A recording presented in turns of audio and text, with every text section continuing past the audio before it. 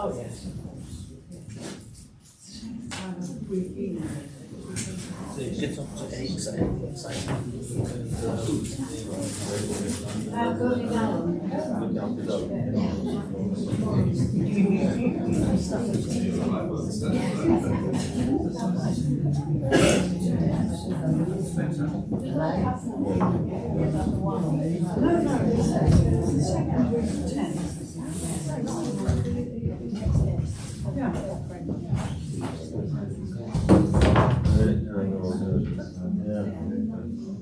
Your best behavior.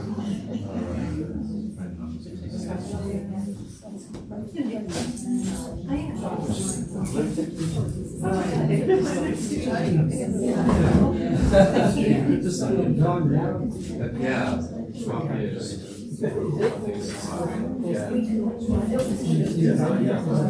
Oh, have you? Good job we haven't got any older. No, you sir.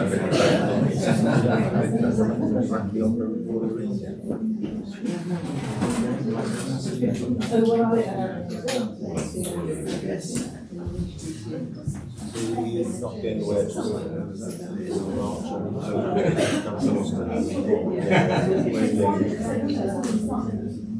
Oh, yes, I'm just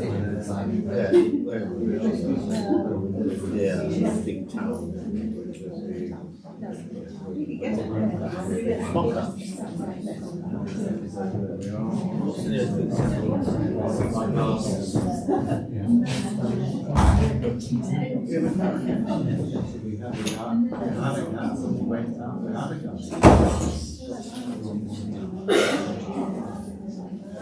When you go away, that's called take a sketch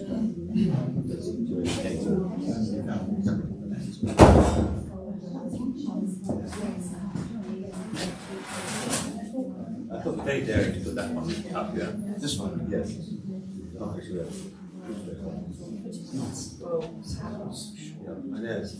know it does, yes. I tell everyone, you know, my son and I go to see the vision of the world, to see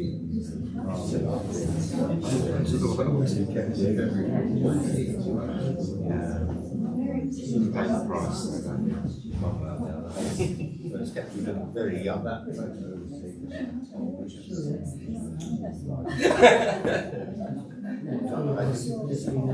Always the best thing to do so well.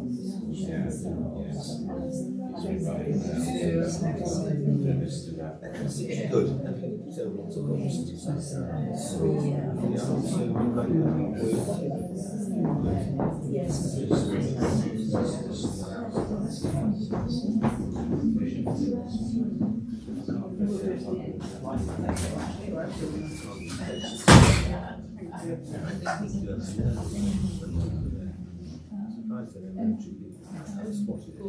I'm sorry. I think you might be wanted. Sorry, sir. Okay, so welcome this evening and thank you very much for joining us. So I'm Louise. I'm the relatively new Head of Collections and Exhibitions here at Peaceful Museum and Art Gallery. I'm delighted obviously to be here with Gordon Rushmer, who I hope you've managed to see the exhibition that is next door in the Royal Court Gallery. So this evening we'll just be talking a little about the work that's been selected for that exhibition, but also Gordon's wider career as an artist and his almost two decades worth of work as a war artist as well. So I think it'll be a fascinating conversation, really. So there will be time for questions at the end, but if you do have really burning questions throughout the conversation, please do just raise your hand, and we want it to be a conversation rather than just a lecture at you. It is being live streamed, but the cameras are really just facing us and showing images, so you won't be on anything, just to reassure you of that. And yes, hopefully that'll be about 40-45 minutes, and then there'll be a little Q&A, and we should be finished by just about 8 o'clock. Thank you very much. So, you want to? Yep. Good evening. It's nice to see familiar faces from the past. So the exhibition is called Gordon Rushmer, A World in Watercolour, and it really is one of the first things that we talked about when I first met Gordon was his I'm going to say long, but I don't mean it in that way. Engagement with the medium of watercolour. So that's one of the first things we will be talking about, as well as the locations that he paints. For the exhibition, we have mainly focused on his work that depicts locations within the South Downs, which has been a constant sort of landscape throughout your life, really. And then there's just a few pieces from the war artist's work. Really, that's a whole subject in itself, and so that's why there's only a few that had to be represented, but it's obviously a much bigger part of his career. So he's kindly brought along some work that sort of will expand that conversation, and some of it is quite distressing and upsetting, as it would be from being painted within the conflicts of the 20th century. So just to let you know that is there, and we'll be talking about it a little bit later as well. So just to start with, so the pictures we'll be showing have been in the exhibition, so hopefully, as I say, you've all seen them as well, but it's nice to have them here to remind us what they are. So I've started with this one, which is obviously of St. Peter's Church, which we all know well, and it's just adjacent to the gallery. And it's a really nice place to start because, as I understand, you grew up in Petersfield or around Petersfield, and you would run past the church on the way home from school. Yes, we lived in Swan Street, just. Okay. I think it's Swan Court now, but there used to be Victorian terrace of Victorian houses, and we had 2 ups, 2 downs, and lived in one of those. And I started school right next door here. It used to be the juniors and infants, just across the alleyway. And I used to run home every day, middle of the day and evenings, up those steps through the church. Was that for lunch and back again? Yeah. Okay. Yeah, for I don't know, a long time. And So I think the museum eventually said to me, "Do a painting," and I thought that's perfect for me. it because really is. I know every step and weed. And did your interest in art begin at school, would you say? Yeah. I think probably not because of school to start with. My parents had a friend who had been to Portsmouth Art School before the Second World War, and whenever we visited, when I was, 8 or 9, to keep me amused, he used to get out a sketchbook and pencils, and I used to lay on the floor and draw while they did whatever they were doing, And I started drawing when I was 7, 8, 9, I suppose. It's really important, isn't it, to have that sort of early introduction? Yes, yeah, and he did sort of. I think he probably helped me. He certainly helped me in that I saw what he was doing. There were lots of his pieces on the wall, which I suppose inspired me in some way. And then at school, I think at secondary school, so I went to Petersfield, whatever it's called now, 2PS. Yes, it's called now. And the only thing I could do was get top marks in art every year. I was hopeless at anything else, really. Seriously hopeless. But it's really important to have that as part of the curriculum, isn't it? I think it really does raise that quite important question. That there is other, not everyone's good at, your core things that you should be in. Actually, finding a different path is really important. But I didn't actually think about being an artist as a career. That was seemed to be decided for me by my art teachers, who went to my parents when I was 14 and said, "He's going to art school."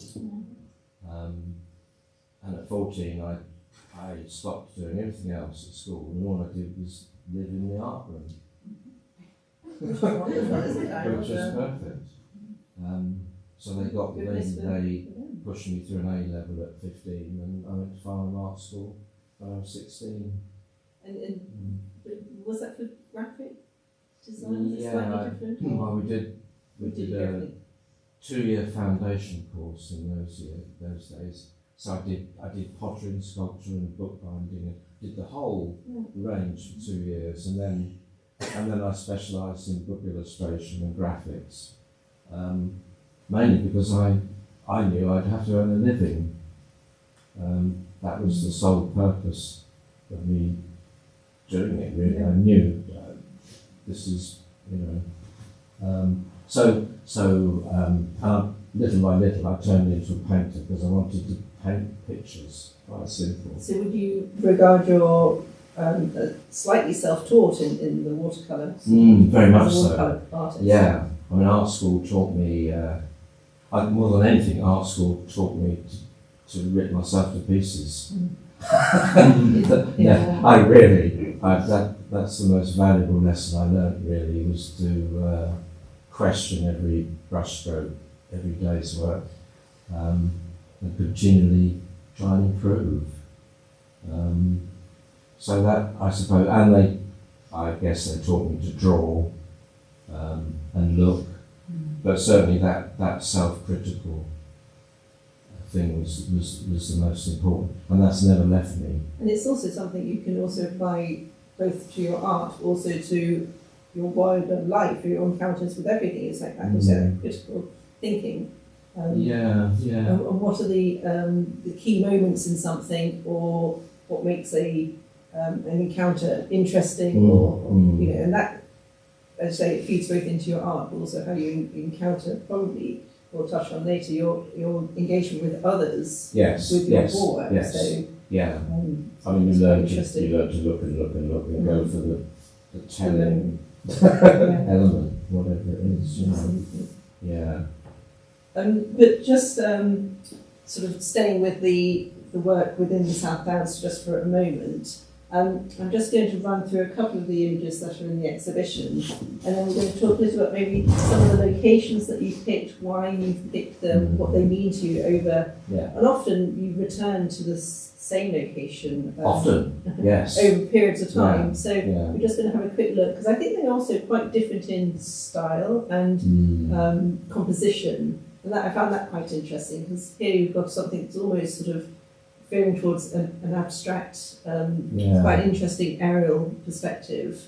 I was always interested in that. I mean, I was at art school when Ben Nicholson and Victor Passmore and all those people were king, Of course. really. So I was schooled in the abstract, really, balance and composition, which I apply now. I apply those rules to figurative work. Interestingly, both of those artists started out quite representational and then moved towards the abstract. And when Victor Passmore became an abstract painter, it was kind of an outrage. People were horrified that he moved really from... disappointed in him. Yes. And also the same, I think, with Ben Nicholson. He started with his wonderful sort of still lifes inspired by his father, and the meticulous detail. Actually, what he understood about those works is actually form and colour and space, which led to that idea of abstraction, which again is within these works as well. But see, I started when I was trying to paint. I'm still trying to paint now. You never get it, you never crack it, do you? But I was trying to do work in shapes and smudges and really getting nowhere, And at some point I looked at real painters. I looked at Rembrandt and I looked at Turner and people that could really paint. And I just thought, well, I can't get anywhere near that. I'm fooling around, so I just changed tracks almost overnight and decided I'd jolly well teach myself, as I saw it, to paint. Paint the way I wanted to paint. Yes. And that meant watercolour, because I thought watercolour was the most difficult medium. Which is interesting, isn't it? Because often it can be perceived as easy or amateur or, something you can just pick up easily. But actually, I think you can start quickly, perhaps, with watercolour. Actually, to grapple with it and master it actually is much harder. It's Sunday painters, and that's I think that's absolute really, garbage. yes, So dismissive, really. People talk rubbish about watercolour. Watercolour is very difficult. I think it's an intellectual process. Really, you have to think. You have to think about it. You can't just slap it on. You really got to think it through and know what you want to achieve. Because, as I say, this, with that, but there's increasingly there's an element of detail in the watercolour as well. So it's all not just, I know this isn't a technical term, wishy-washy sort of, Sounds good enough. bits I know of what you mean. watercolour. Yeah, there's actual, there's real detail as well, and especially this comes up when they're a bit sort of enlarged like this. But there's that sort of But tension within a painting. There's both sort of Yes. passages of fluid painting, and there's the detail as well. Yeah.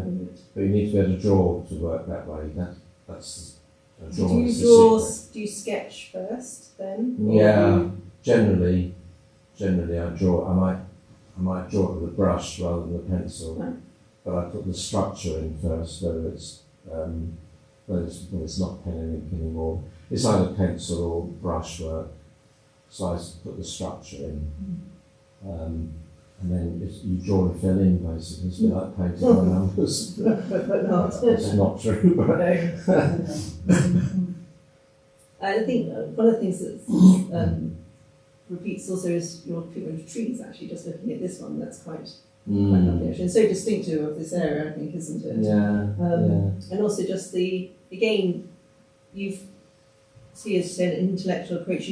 You've cropped what you've seen to depict something beyond. You're not just recording what you've seen. No. It's what you can perceive of what Yes, you're looking at. yes. I mean, that was an actual place. The trees have gone, but I like the lynchets and the sheep and the tree and the triangle top left.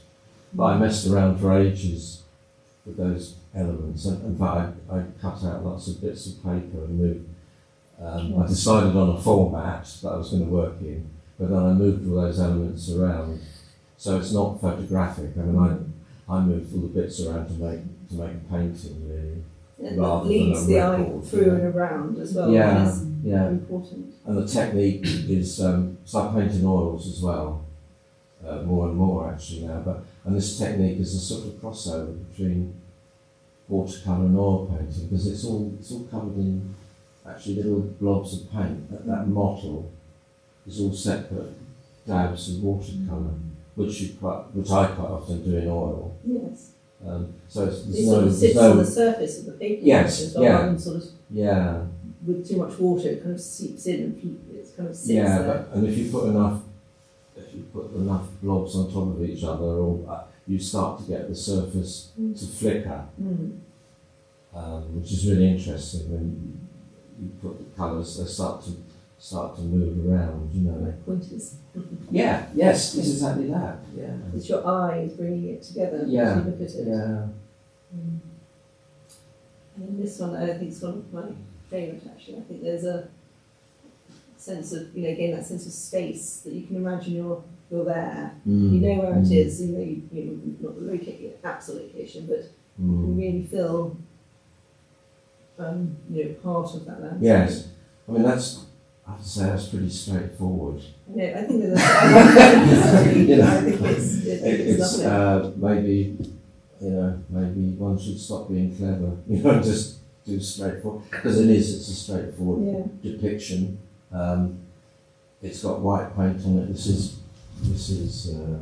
the paper's on grey paper, so the top of the sky is the colour of paper. So it's handmade 2 Rivers watercolour paper. So you've got that lovely grey that sets the mood.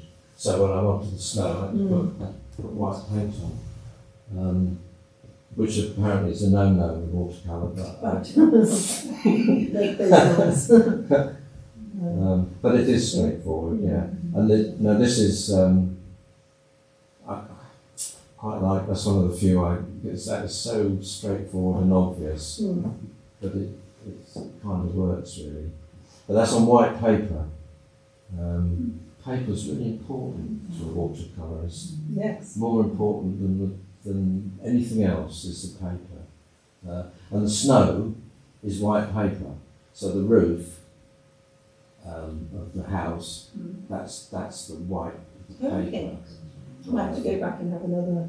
Yeah. And all the snow is white, but I tinted it with blue and something. But here you're really having to think. You have to really plan that and be very disciplined where you don't put your paint. You know, so you've really got to know. So you need a good drawing, you need a good structure first, and then you have to all the time discipline yourself not to paint over. We were just talking earlier about that moment when you're meant to stop and before you go too far, and how difficult it is to, I imagine with watercolour and others, to pull it back Yeah, I when you mean, go too far. in oil painting you can scrape it off, cover it, So, do okay. that. But this stuff, Yeah. you know, so the trick is, So you were is saying to stop before you finish. Yeah. And when you think about it, that's very difficult. How do you? You know. Yeah. But if you stop before you finish, the viewer maybe gets into the picture. You know, you've left something to the imagination. Which I think is really important, especially Yeah. when people might know these locations as well, so they bring their own experiences of those spaces and their memories of it as well. And I read this really interesting quote, and it's just a funny sort of question really, but it was saying that sort of watercolours being regarded as an innate use of British medium, but which they put down the fact there was a means of expressing us in what's varied and sort of unpredictable climate. So I think we were kind of a wet, washy country, and therefore, you know, we've responded to that with a medium that is based around water, you know, to do it. And I just wanted to ask quickly, you know, obviously you walk out into the Southlands often. How do you negotiate this sort of unpredictable British It's weather? not easy. With your, I've always got back up with a camera right, because things happen and they're gone quite often. You know, The say light at one or- moment it's gone to the next, and it's quite useful to have a camera and use it as a sketchbook. do you sketch I in situ sketch as well, yeah. But as importantly, really, I commit things to memory, and you just stand there and gawp and open mouth sometimes at what's there, you know. And It's I really try cool and back yeah, it's really and that I do that a lot with the war. Did it with the war work a lot as well. You just rather than battle away with a brush and just stand there and try and take in the. I mean, perhaps not literally take it in, but take in the mood, take in what you feel about it, and then try and save that and use that when you're back in the studio. Did you have a studio, or is that where you paint? Do you have a sort of a routine to your day, or as an artist, or? I'm more into conservatory. Most of the house is taken up. Most of the houses. I oil paint in the conservatory because there's good light, and I have another room with a drawing board and plan chests. Are you quite disciplined? Do you sort of try and draw every day, or? Yeah, I'm too disciplined, aren't I, really? It's what I do. I think most artists Painting's probably do. what I do, They so get up and they work. I get up and I work, and it's in there. I'm on it 7 days a week, even if I'm not actually physically painting. So don't stop at all, really. And there's always. It's not just painting. You know, if you're an artist earning a living, painting's just, I don't know, 50% at best. There's all the other preparation. There's planning. There's dealing with galleries. Because nobody's going to do it for you. Really, and why should they? You know. So Yes, you're not just sort of sitting there by yourself in a space and just painting away. It's No, not that at all, is it? no. So, And I mean, I'm dealing with galleries, or the 2 or 3 I've got. You know, I'm dealing with them on a weekly basis and discussing ideas, and so there's lots of toing and froing. And this I just thought of this, but your work often appears in print. Do you oversee that process? Or? Yeah. Because that's quite important to make sure there's a, you know, Yeah, because it can Colour go. and- Yeah. quite difficult. There's an awful story of there was a publisher several years ago now who they wanted to reproduce Constable's Hayway, which has been reproduced thousands of times. But they'd done consumer research, and the research told them that red was the most popular colour. So they took Constable's Hayway and over tinted it with red because they thought it would sell more. I mean, that happens. Yes. So you want to watch. What they, Yeah, so it's out of your control. very much so. Yeah. I just thought we've talked a lot about technique, but this is quite an interesting one because it's sort of really, I think especially at this slightly enlarged scale, sort of show that there is, so you can read it in more sort of technique and space, you say, or negative space, and detail and colour. So that's a really, there's 3 in there, the exhibition that sort of focuses on sort of a section or an element of a space rather than just a vista or a view, which I think is quite interesting. And actually, I'm just looking across here. Perhaps it kind of conforms that way. It's kind of an element within that you extract and focus in on. Yeah. You sort of stress. First time I met you, we were talking about stressing a composition, how where you place things within the picture space. You can stress a composition. You can make a picture uncomfortable if you position things and face things in a certain direction. So composition, another problem really. Composition is really important where you put it within the picture space. And on case in point, really. Yeah. I mean, that's all about that big knot of rope, really. That's an excuse for me to draw that or try and sort out that problem.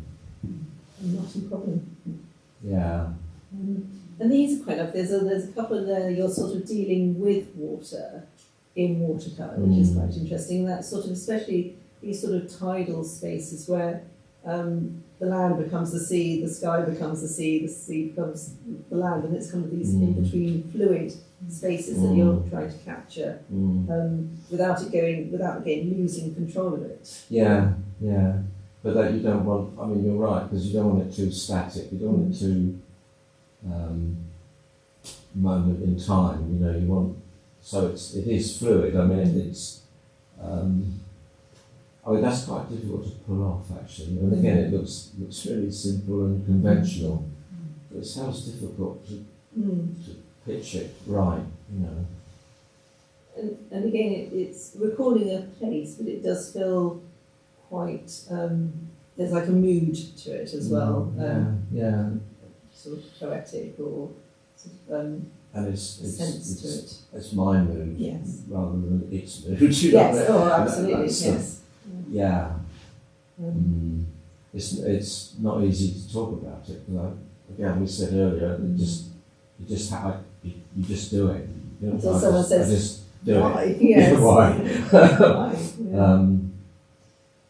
Can you sort of recall the moments when you look back at them now? Do you recall either being there or painting it? Is it something that you... Well, quite often. I mean, I go there so often. I know it inside out. But again, that's an interpretation of something. There's more of me there than there is of the subject. That crossover is really. I was just reading about for our next exhibition, which is to do with landscape as well, and I was reading a quote by Ed van Monk, who said that the mood is the whole point, and nature is the means to communicate it. And whether it looks like a place is irrelevant, it's that capturing of that mood which you're trying to do. This just carries your whatever it is. It's, And I think that's also very sort of quite generous of an artist to share that. I think we can, as viewers, pick up on that as well, and sort of then bring our own experiences to it. It's kind of a generous act of sharing. But you should involve the viewer, it's not... It's just a slightly lighter. See, that was pretty straightforward, that one, but it's quite a strong composition. Yes. Basically, I put the paints on really thick here. I use watercolour out of a tube more than I do out of a pan, so you can put it on like gouache. And I sharpen my brush handles, so the other end of the brush handles sharpened to a point. Right. So I put paint on and I turn the brush over, and I can scratch into the wet paint. This is this is where it's been scratched. Which is quite interesting on watercolour paper as well. So Yeah. Rather than a canvas or something, Yeah. a board or Yeah. something. But it So, and it's quite crude really, but it says something, you know. It's not, I don't handle it in a very polite way really. I mean, my work seems to be quite gentle about what's out there, but within that, they're all mini battlefields really. You really fight for it every time.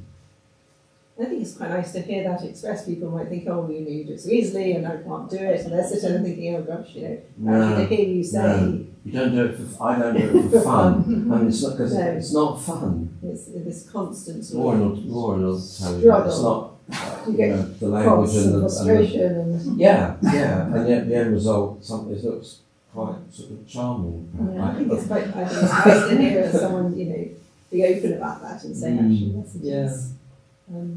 So just rattling on, I'm just conscious of the time. So, and I know there's a lot of people want to talk about your work as well. So there's only 3 in the exhibition. But if you could just perhaps talk a little about how we got started, how it all came about. That's such an interesting story. Yeah. Well, I was doing what you saw up to now, really, quite happily scratching a living. And in my 50s, I picked up the phone one day and a man said he was a captain in the Royal Marines and he needed an artist. And he said, I'm in the sticky stuff, so I've forgotten to commission a painter to do our core Christmas card. I've got 3 days to get a painting done. And when I asked him how he'd found me, he said, you were the first one in Yellow Pages that I printed. So he had no idea. Just the one down. Yeah. There we go. And in 3 days I did a dreadful painting for this man. It was awful, but he had friends in the Dutch Marines, and within 2 weeks a colonel in the Dutch Marines had come on to me, and it was another of those phone calls really. He said, they tell me you do anything for money.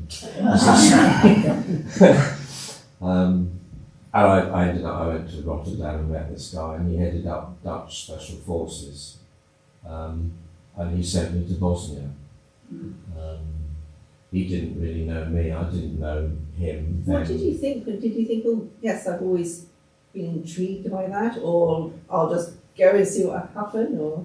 I just thought that's fun. I was aware of war artists from the past, and I don't know. I may have thought, wow, this what an opportunity, So the Dutch Marines flew me into Split, and then they drove me up country and into Bosnia, and I had to recreate basically a massacre. Croats had massacred 120 Muslims over a 2-day period. And the Dutch Marines had gone in and they caught the ringleaders who set up this massacre, and they wanted me to go in and have a look and basically recreate the operation, which was easy. I mean, that was very straightforward, because they showed me all the kit, and we went to the massacre site, and I got all the grim details, and that was fairly straightforward. But as soon as we got into the war zone, I found things like this. I found ruined, whole towns just devastated. You can never be prepared to see that, but was there any sort of preparation or? No whatsoever. No, I mean, I wasn't trained, I wasn't warned, I wasn't anything. I know my dad, bless him, had a fit, having fought in the Second World War. You don't want to go there because, but I went, but I found some fantastic subjects. There's a couple here that are from the same trip. All these glorious ruins. I mean, they're just, as a painter, what a gift, Yeah. what a challenge. Like John Piper and his Well, poems. exactly John Piper, yeah. So I Cathedrals. discovered the war art thing. I found it fascinating because I think doing sort of art history, the idea of the war artist has been slightly removed or even romanticised, I think. But actually being a contemporary war artist is quite unique. I don't think there's many people, many painters doing it, No, maybe photography now more than paintings. And I was just really intrigued about what you say they're really open to the idea, and I find that really interesting that they allow someone in, they want someone to come and see it, but they probably say they want it recorded, but actually what you're doing is much more than that. And I think that's what they're trying they want to find out, isn't it? And they're really they're quite pleased when a civilian actually has the guts to go in. I'm not a gutty guy, but they're quite pleased that somebody is brave enough to go in and have a look and live in their world, which is a hard old business, isn't it? Gordon's being terribly modest. I was in the army for 35 years and he saw far more horrific things and action than I ever saw. And he wasn't treated like a VIP. He slept on the ground. He slept with the Royal Marines when they were on exercises in the snow, minus 20 degrees. Took their humour. Dutch special forces. He'd been very modest. Well, I couldn't have done what he did, and I was a trained. It's not an easy ride, is it? Not just a long ride. But that's part of it. I took that as well as part of the job. If you dip in, you've got to take it as it comes, really, you know. But what came out of it changed my life. It changed me. Right. I'm not the same. I'm not the same person. To my cost, probably. But I wouldn't have had it. You know, fantastic. What an opportunity. No, absolutely. Yeah. And so the other two that are in the exhibition, if I can stop on either, is this work from 2002 in Afghanistan, which someone just the other day was saying what an interesting compositional painting that is, how dramatic that is. Yeah. And as you were saying earlier, it's probably about the manipulation of perspective a little bit there. Yeah, this is what's called 3-point perspective rather than 2-point perspective. So 3-point gives you perspective vertically as well, which is more unusual really, but it's a clever trick really to give that sort of thing real impact. And because when I was working on this exhibition, I obviously googled images, something as you do, and you can see it like in a photograph and it's sort of there, but this is a very different experience, the visual experience of seeing it. It's just a corner of it, isn't it? I was trying to understand it's just one which corner bit of a it massive might have canvas. been. I couldn't quite. But I only really painted it because of these little holes. Because I stood out in front. There's one, two. There's one in the corner there. There's 3 little holes, and I looked at it and thought, how do I paint that so it looks as though the holes are going in? What do you mean? Because to convince somebody that that's a hole is quite tricky. And they're the signature of rocket-propelled grenades. They go in and make a hole. but I did the whole picture because of those little holes, really. But it turned into a picture that's done me quite a lot of good, really. So logistically, would you have photographed it and then made some rough quick sketches? I had no in and out. Is it? In and out. I had to photograph that in 5 minutes. In and out. There's no sitting there setting up your easel. No, this is Afghanistan. No, you move quick and you grab it. Did they take you here because they wanted you to see it and record it, or did you request to go and see it? No, they just we had little outings. This is a special boat service, and we had slack days when they were trying to get me up country and couldn't get a flight, and they just took me out like a tourist. They said, we'll go to Kabul and buy carpets, or we'll go. The guys needed a break, for goodness sake, so things like this you stumble across, and then you say, can you please stop? Let's There's such an interesting history to this building, isn't there? Yeah, it's in an awful even lot. now it's changed again. Yeah, So, they keep renovating it, and then somebody comes along and knocks it down with a bomb or. because also, I mean, the king historically was a really short period of time, wasn't it, as well? So it's kind of all interesting, all the sort of the histories in there as well. Yeah. Start to unpick it. And this encapsulates Afghanistan, really. They build it. It's very sad, smashed pieces. Lovely country, lovely people. Even the bad ones, are there. And this is just the other one in the exhibition, which is a slightly different mission, I can call it that, wasn't it, or commission. Yeah.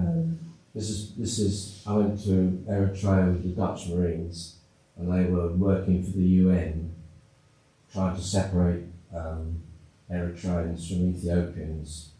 There's a fearsome border war going on. Thousands and thousands of people killed, bodies everywhere, and we came over a rise into this valley, and it was like something from Arizona, New Mexico, and we stopped. I had the guys stop and have a look, and did a couple of sketches and had a look. And this turned out to be what do I call it? I'll call it front lines. These two brown lines are the trenches of the opposing armies. Is that a few metres away? Yeah, I don't know, 50 metres apart. And the whole place was covered in mines. And Was it abandoned, or were people? No, they were still there. Yeah, and the UN boys were, going in and trying to talk to them and take the heat out of the situation. It's what a fantastic. I just thought it was what a breathtaking picture, with a story to tell. If some paintings need an essay as well, or a soundtrack. Otherwise. That's why it's so nice. Well, and actually your book, which I will, we can come to, it explains so much more than just an exhibition can with. Yeah, this sort of thing needs an essay, absolutely. really. Yeah. So did you want to, I was just going to say, did you want to Can I talk talk any about about this? the people? Absolutely, Okay. yes. It's a good opportunity, so thank you. Yeah. This is, if I'm honest, this is what's important to me, and always will be. The war work is vital to me now. It's just because it's another world. And given the news that we have bombarded at the moment, this is all so relevant, really. I just need to explain some of these, horrible or not, really.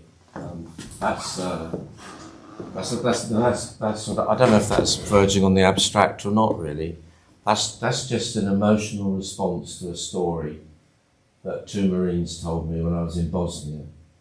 And I don't want to go into the detail now, but basically lots of prisoners were locked in cages, starved to death, and the dead were on the ground and the living were walking over them. Horrendous. No lavatories, no food. And a young Marine, he was probably 20, was in tears telling me about this. They'd gone into this place. And I was with him. He just told me this story, and I came home thinking I need to do something. I just, he was absolutely shattered by this experience. And on the plane home, I worked out that this is what I would do. It's pretty crude, it's pretty clumsy.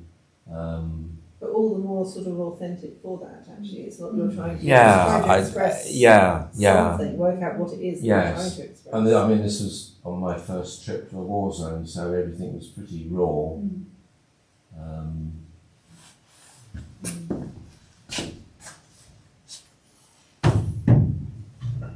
And then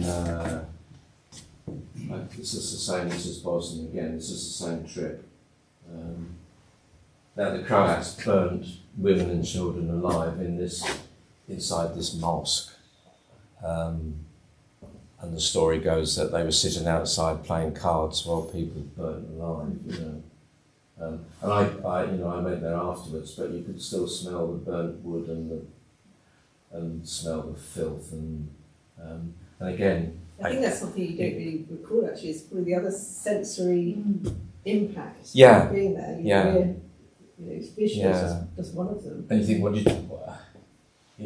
I saw that and thought, hell, what do I do with it? Well, I've got to do something with it. I mean, the story and so there's a sort of emotional sort of response, outpouring in a way. And did they come sort of later when you returned to Yes, this was later when I had time to think about it really and think, what do I do with it? It's an idea, but how do I, and the colours are sort of dried blood and,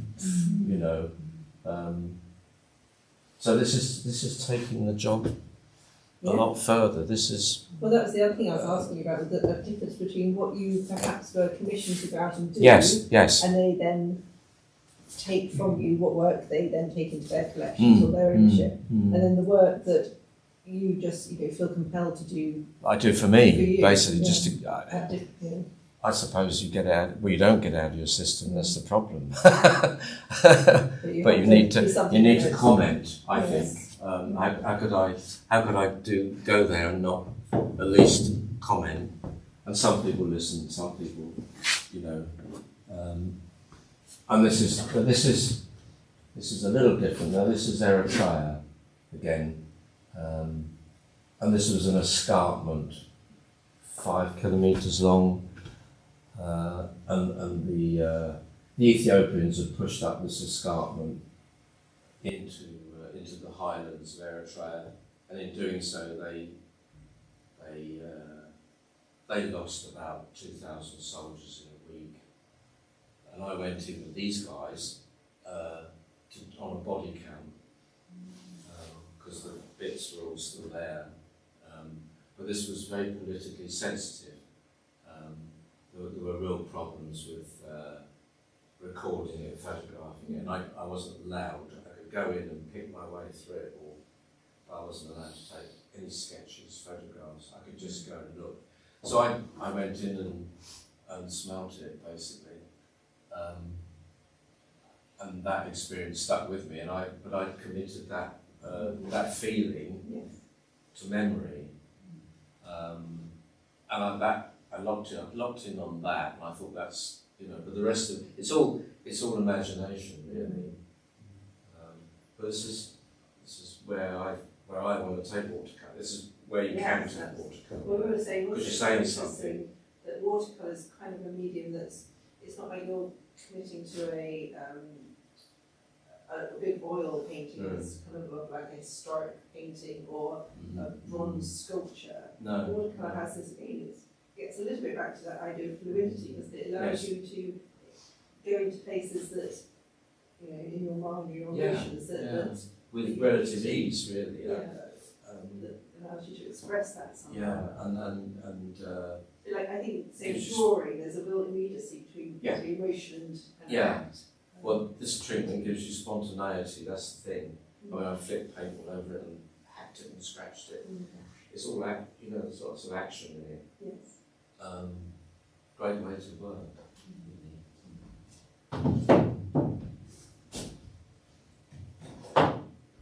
That's Bosnia again, and that's just trying to somehow show the horror of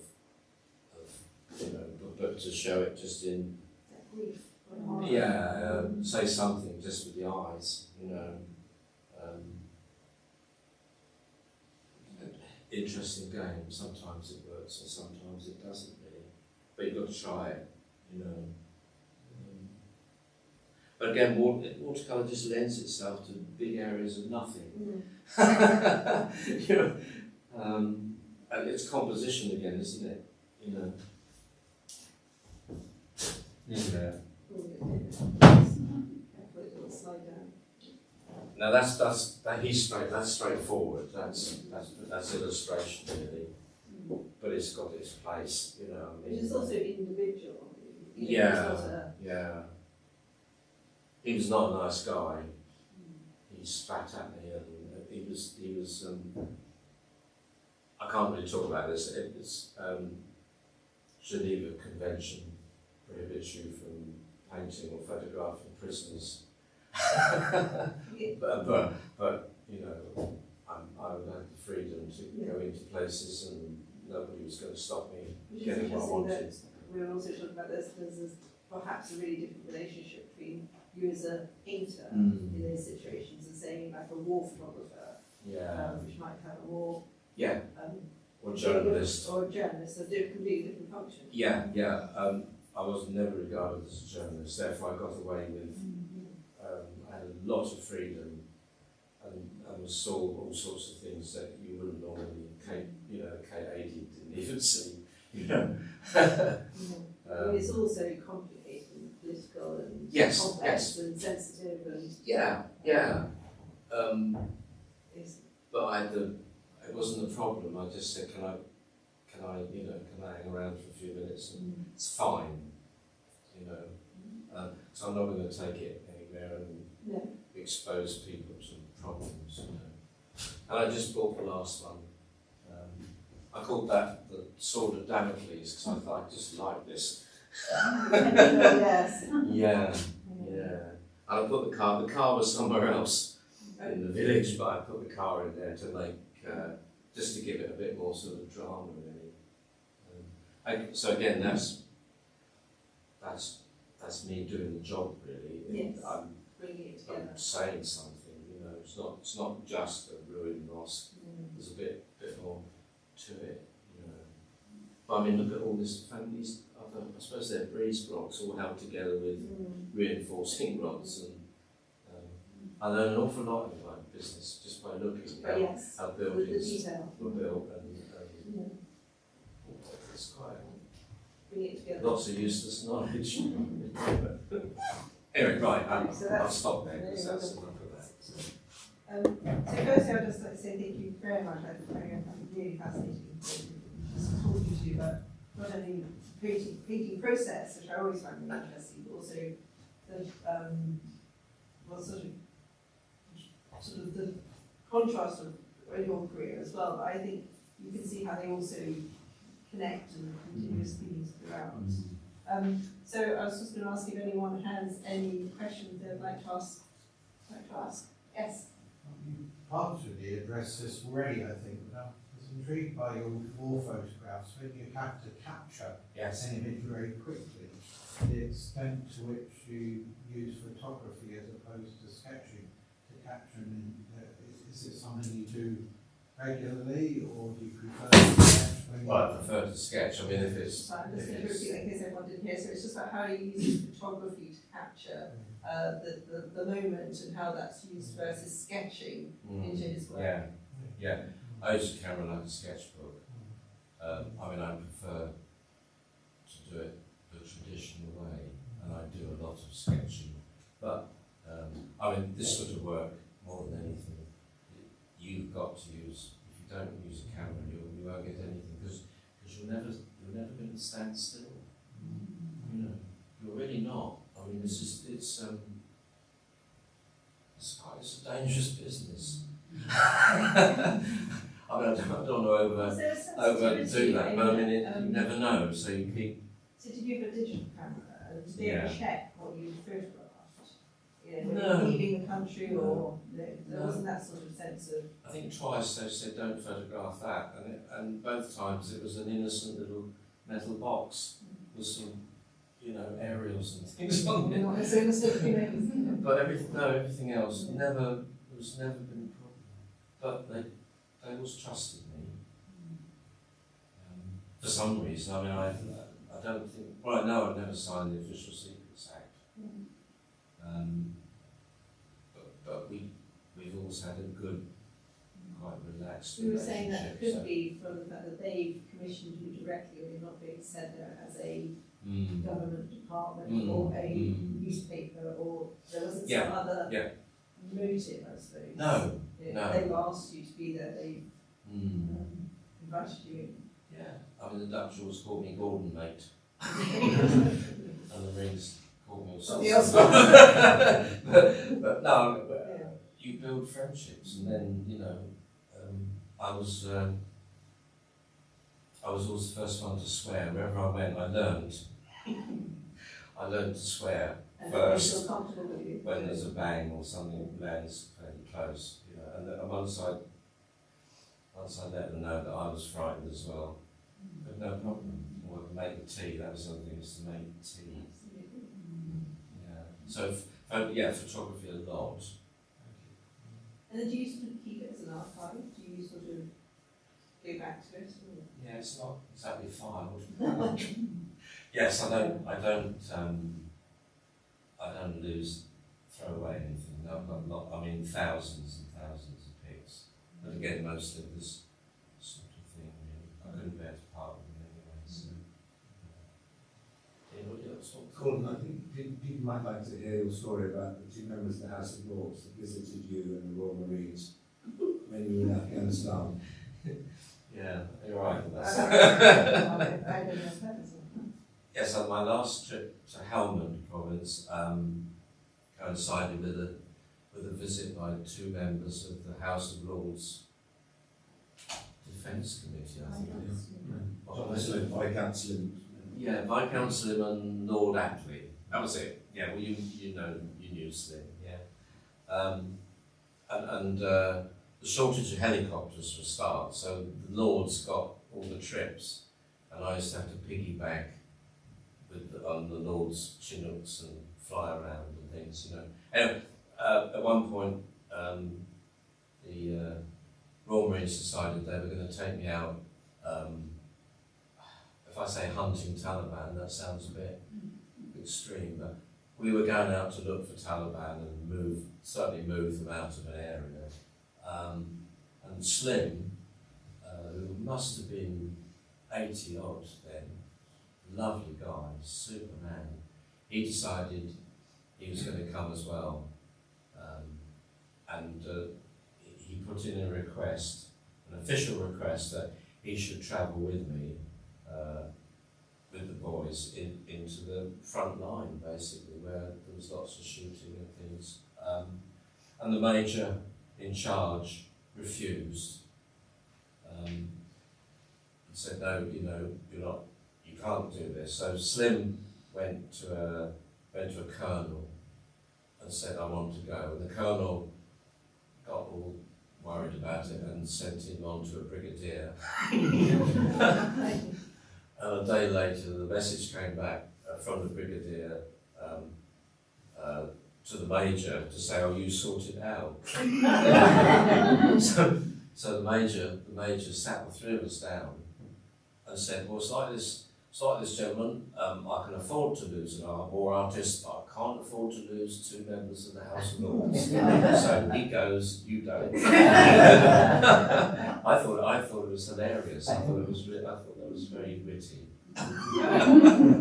but that sort of thing happened a lot, really. Where somebody on the ground has to take a judgment or something, and I was expendable. Although you did have some protection, hopefully. Well, I had body armour and a big marine captain. What about Viscount Slim picking you up and giving you a hug before you got onto the helicopter? Yeah, that particular trip. Yeah, we had to leave the operating base at 4 in the morning when it was still dark. It was New Year's. I think it was New Year's Day. It was very cold, very dark.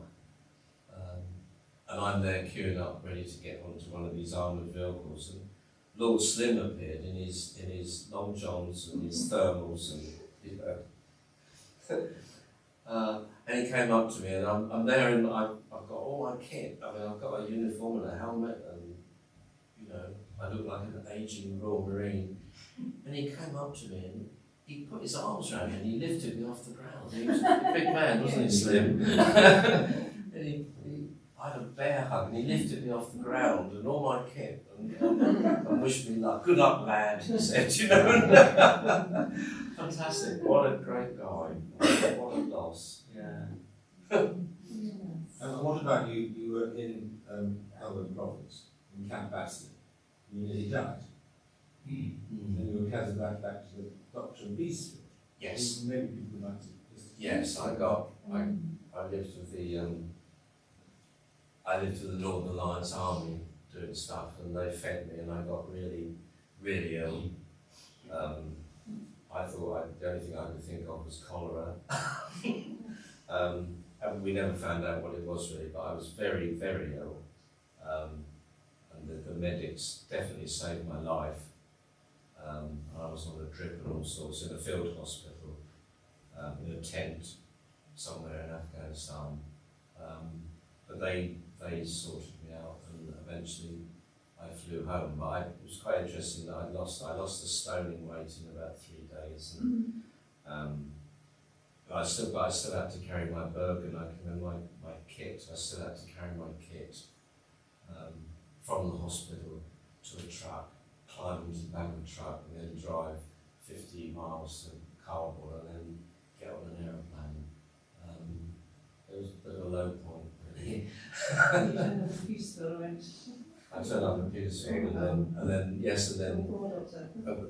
my GP got very excited because I'd seen this they scan didn't something have seen for this it before. before. And he lifted the phone. I had a phone number, and he phoned the field hospital in Helmand province, direct from the Grange surgery. I got through to somebody, and because it was a tiny hospital, they could tell him straight away. They'd had everything analysed by then, and they told him exactly what was wrong with me. But he was over the moon. Or his highlight diaries. He was absolutely so I've never seen this before. No, great excitement. But that went on for like 6 weeks, I suppose, before I was remotely better. But anyway.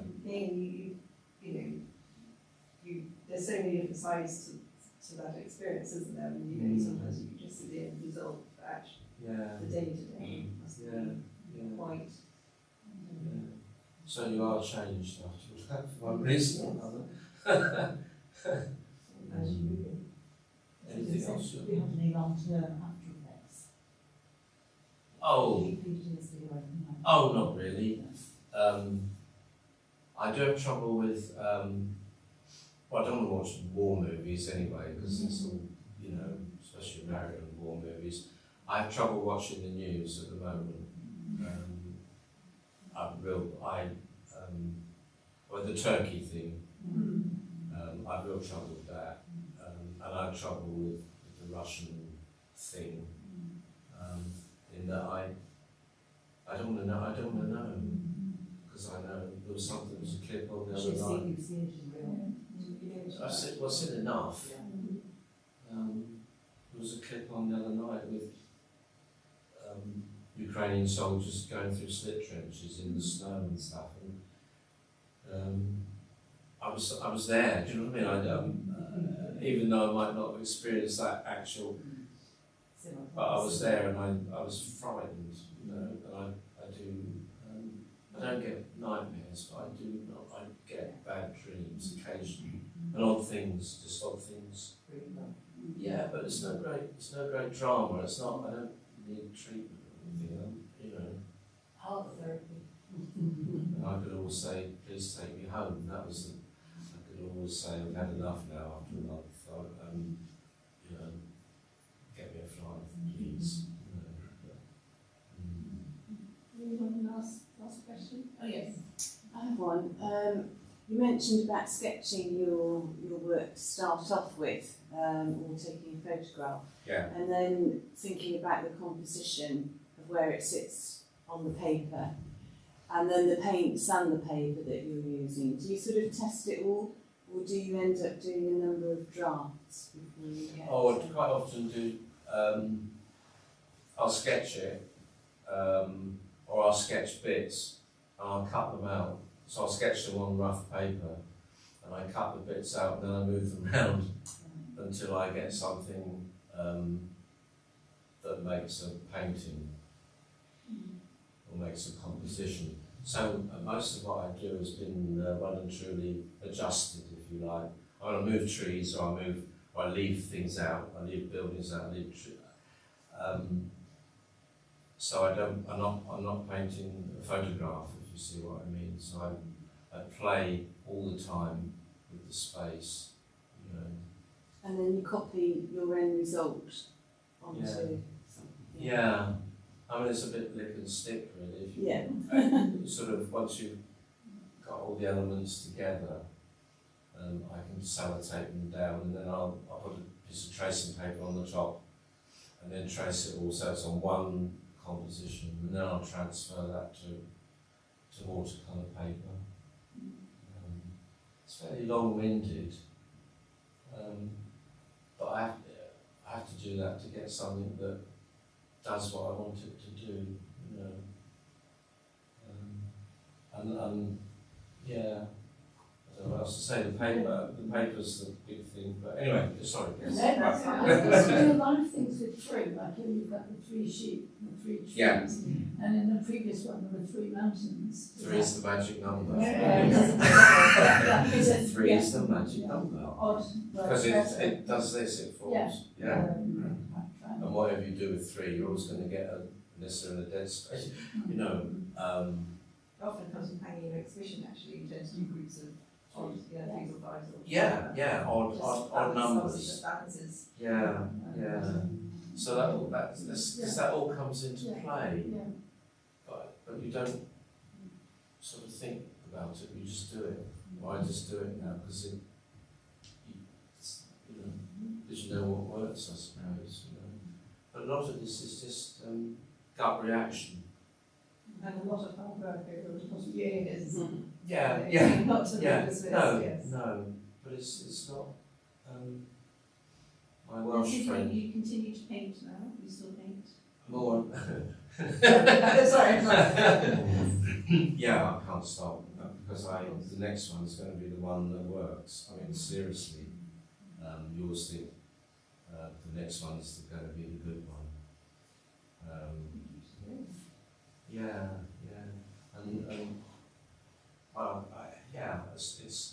it's what artists do. I think they paint, you know, and you're all the time looking and coming up with ideas. You know, it's lovely. It's a hard living place. It's So you must be your art teacher. Yeah. Yes. He knows where these parts lead. Who threw a mosquito in the Second World War, which yes, right. Okay. Anyway, so I was just going to say, obviously before I thank for this evening, I just want to say the exhibition is on until the 25th of February, so there's a few more weeks to catch it. And a bit of a shameless plug, but we do have a number of Gordon's books and cards in the shop if you haven't already. Let's say this recent one, the pinching method is really, really interesting for the wider context of his small work. I found it really moving to read. And also, if you are inspired, there's a little watercolour kit just to get going if you fancy trying yourself. So there's a lot of things. So if not this evening, then obviously that's always there in our shop as well. So just to say thank you very much, not only for agreeing to show at the gallery, but also for this evening's talk, which I think is fascinating. And really sort of generous to share both your practice and your working method, but also these really very emotional stories and part of your life that have been so interesting, but also you say quite changing of your experience. So I think we've all learned a lot, and I think it's fascinating. I think it's nice sometimes after these conversations then to have a moment to be able to, not this evening I'm afraid, but to go back and have a look at the work again, and you'll see more in the paintings, whether it's a technique, whether it's an approach, or it's the context in which they were painted. So, so thank you very much for sharing that with us this evening. Thank you. Thank